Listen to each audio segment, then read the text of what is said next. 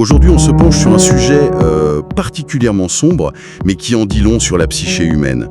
Les tueurs en série du continent africain. Oui, c'est un sujet assez glaçant. Commençons par ce qui est peut-être le plus glaçant. Ceux qui utilisent un masque de normalité, de confiance, pour piéger leurs victimes. On part au Kenya, avec le cas de Masten Wanjala. Ah oui, le vampire sanguinaire. Exactement. Et ce qui est dingue avec lui, c'est son âge. Il est considéré comme le plus jeune tueur en série d'Afrique. Il aurait commencé à 15 ans à peine. 15 ans. Sa méthode était d'une perversité psychologique redoutable. Il se faisait passer pour un entraîneur de football pour approcher des garçons de 8 à 13 ans. Il a pris un des trucs les plus positifs d'une communauté, le foot, pour en faire son terrain de chasse. C'est ça. Il a transformé la joie en piège. Il les attirait dans des endroits isolés, les droguait, et ensuite, c'est là que ça bascule dans l'horreur pure. D'après ses propres aveux, il buvait le sang de certaines de ses victimes. D'où son surnom, oui. Pour d'autres, il essayait d'extorquer une rançon aux familles avant de les tuer et de jouter les corps. Mais sa capture, en fait, c'est que le début d'une histoire encore plus folle. Oui, parce que son arrestation en 2021, où il avoue une dizaine de meurtres, ça aurait dû être la fin. Mais c'est là que la confiance du public dans ces institutions va complètement voler en éclats. C'est là que ça devient vraiment ahurissant. Quelques jours après ses aveux, il s'évade de prison. Et la version officielle de la police ? Une panne de courant, c'est ça. Une simple panne de courant. Personne n'y a cru. Le public s'est immédiatement demandé comment un tueur d'enfants, le prisonnier le plus médiatisé du pays, pouvait être le seul à s'échapper. Les soupçons de complicité interne étaient énormes. Et c'est le paradoxe tragique de la justice populaire, cette soif de vengeance immédiate qui est humainement compréhensible face à une telle faillite institutionnelle, elle prive la société d'une chose essentielle, la compréhension, c'est-à-dire... On a puni le monstre, mais on n'a absolument rien appris du monstre. Pourquoi buvaient-ils leur sang? Avaient-ils des complices? Toutes ces réponses, elles sont parties avec lui. Exactement, c'est une fin brutale qui laisse un goût amer. Il est retourné sur un terrain de foot, a été reconnu par des enfants, une foule en colère l'a pourchassé et l'a battu à mort. La justice a été rendue, aux yeux de la communauté. Oui, mais pour la compréhension des faits, c'est un échec total. On ne saura jamais le fin mot de l'histoire. Une histoire où le mobile semble être une pulsion pure, presque bestiale. Mais parfois, la trahison de la confiance est encore plus intime, et le mobile d'une rationalité glaciale. C'est la transition parfaite pour l'Afrique du Sud et le cas de Rosemary Ndlovu. On passe de la soif de sang à la soif d'argent.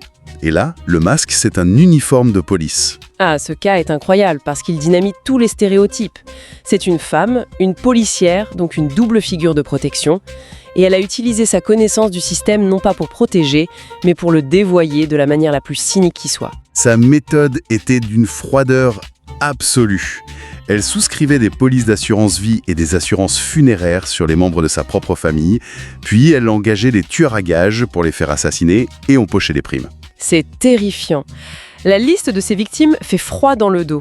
Son petit ami, sa sœur, sa nièce, 2 neveux. On la soupçonne même d'avoir étranglé elle-même sa sœur après qu'une tentative d'empoisonnement au thé a échoué. Elle a donc monté un véritable business plan macabre. Mais ce qui est fascinant, c'est que ce n'est pas une enquête brillante qui l'a fait tomber.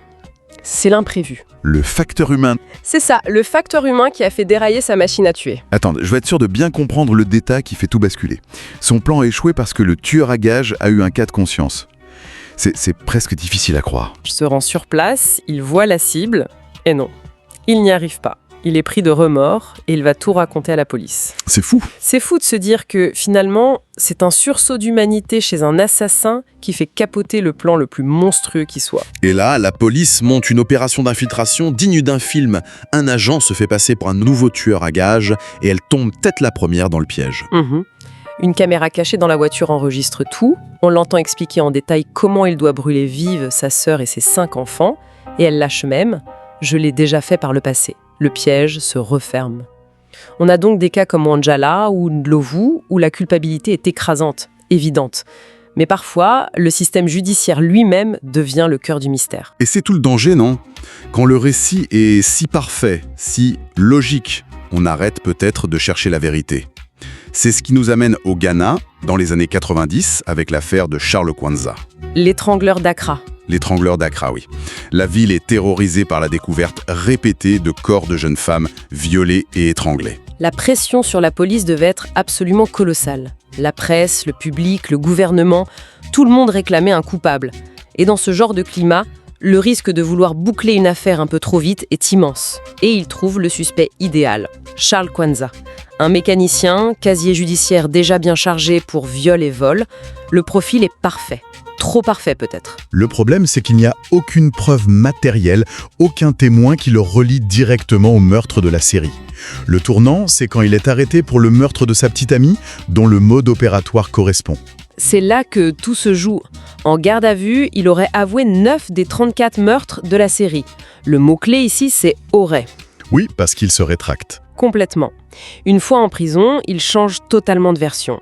Il maintient être coupable du meurtre de sa petite amie, mais pour les autres, il affirme que la police l'a forcé à avouer, qu'ils lui ont collé les meurtres sur le dos parce qu'il était un bouc émissaire parfait. Ce qui est une accusation gravissime. Est-ce que la police, sous pression, est capable de fabriquer un tueur en série pour calmer l'opinion publique ? La question se pose. C'est une accusation grave, mais qui n'est pas invraisemblable dans ce contexte de panique morale. L'argument de Kwanza est plausible. La police avait besoin d'une victoire, et cet homme, avec son passé, son crime récent, c'était une solution presque trop belle pour être vraie. Il tenait leur monstre, mais il y a un argument de poids contre lui, et c'est celui que tout le monde a retenu. Après son arrestation, la série de meurtres à Accra s'est arrêtée net. C'est quand même assez convaincant, non ? C'est un argument circonstanciel extrêmement puissant, c'est indéniable, mais ça reste une corrélation, pas une preuve formelle de sa culpabilité pour tous les meurtres. Ce cas est un classique où la demande de justice rapide peut laisser planer un doute éternel. A-t-on vraiment résolu l'affaire de l'étrangleur d'Accra ou a-t-on simplement mis fin à la carrière d'un meurtrier en lui attribuant les crimes d'un ou plusieurs autres ? La question, elle reste ouverte ? Ce qui est frappant avec ces premiers cas, c'est que la menace vient d'un individu qui se fond dans la masse en ville. Mais que se passe-t-il quand la menace devient l'environnement lui-même ? Quand une région entière vit sous le joug de la peur ? Là, on change complètement de décor et d'échelle. C'est l'histoire des frères Milone, en Zambie. Exactement. On n'est plus dans le crime urbain, mais dans une terreur quasi féodale. Une fratrie de 3 tueurs, Maïka, Stéphanie et Fabien, qui ont régné par la peur sur la vallée de Luano pendant 7 ans. Leur mobile, c'est le pouvoir brut, la domination. Ils voulaient être les rois de la vallée. Et leur méthode est particulière, ils utilisaient des arcs et des flèches, des armes dites primitives. Et ce choix d'armes n'est pas anodin, je pense. Dans un monde où la police a des fusils, utiliser des arcs et des flèches et réussir à s'échapper pendant des années, ça a nourri un mythe. Ah oui, le côté surnaturel. Les rumeurs de sorcellerie, de charme, d'invincibilité se sont propagées. Ils n'étaient plus seulement des criminels, ils devenaient des figures quasi surnaturelles, ce qui a décuplé la terreur qu'ils inspiraient. Après 7 ans de traque, ils sont finalement abattus par un policier et des villageois. Mais le moment le plus fort de cette histoire, c'est ce qui se passe après leur mort. C'est la réaction de leur propre famille qui est absolument bouleversante. C'est leur mère, Janet, qui est appelée pour identifier les corps. Et sa réaction, c'est le soulagement. Elle explique qu'elle avait dû fuir sa propre maison, terrorisée par ses fils. Tant de ne pas être jugée. Elle a dit cette phrase « Comment étais-je censé savoir que les personnes que j'ai portées dans mon ventre allaient devenir des tueurs en série ?» C'est une phrase qui met en lumière la tragédie des familles de criminels. Ce sont les victimes oubliées. Elles portent non seulement le deuil, mais aussi la honte, l'ostracisme et parfois la peur physique, comme cette mère. Sa déclaration, c'est un cri de douleur.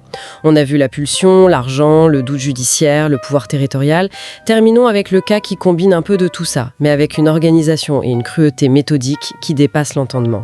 Moses Sitole, en Afrique du Sud, le tueur ABC. C'est ça. Sitole, c'est l'archétype du prédateur organisé, intelligent et manipulateur. Son enfance a été un désastre, abandonné, maltraité. Ce qui n'excuse rien, bien sûr, mais éclaire sans doute la construction du monstre. Il a utilisé son poste dans une organisation d'aide à l'enfance pour créer le piège parfait. Il ciblait des femmes noires en recherche de boulot. Il leur faisait passer un faux entretien, puis leur remettait une lettre d'embauche officielle. Il crée un immense espoir. Un sentiment de sécurité totale. Il a transformé l'un des plus grands espoirs d'une personne, trouver un travail, en arme. Ce n'est pas seulement une attaque contre le corps, mais une attaque contre l'idée même de l'avenir et de la confiance dans la société. C'est ce qui le rend particulièrement diabolique. Une fois ce lien de confiance établi, il les emmenait sur un terrain isolé, soi-disant pour visiter leur futur lieu de travail. Et là, il les attaquait, les violait et les étranglait, souvent avec leurs propres sous-vêtements. Le bilan est effroyable. Il aurait tué au moins 76 personnes, même si seulement 29 ont pu être confirmées.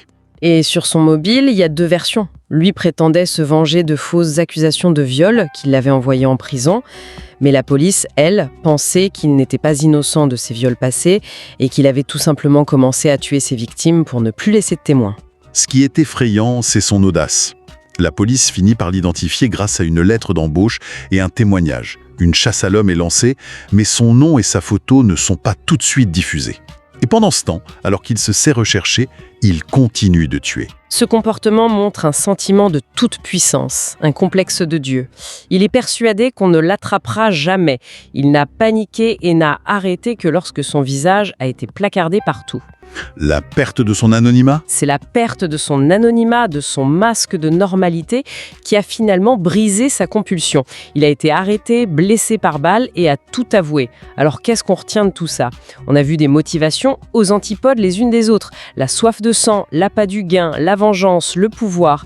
Des méthodes qui vont de la manipulation la plus fine à la violence la plus brute, quoi. Oui, de la lettre d'embauche à l'arc et la flèche. Exactement. Et ce qui est fascinant, c'est de voir comment ils tombent. Souvent par un coup de chance, une erreur stupide de leur part ou le courage inattendu d'un citoyen, comme ce tueur à gages. Ça laisse songeur. La question finale n'est peut-être pas seulement qu'est-ce qui dans nos systèmes ne fonctionne pas pour les arrêter plus tôt. La question vraiment glaçante, c'est de se demander ce qui se passe quand le masque de la normalité, porté par un collègue, un voisin ou un membre de sa famille, cache en réalité l'inimaginable. Combien de masques de ce genre croise-t-on chaque jour sans jamais le savoir ?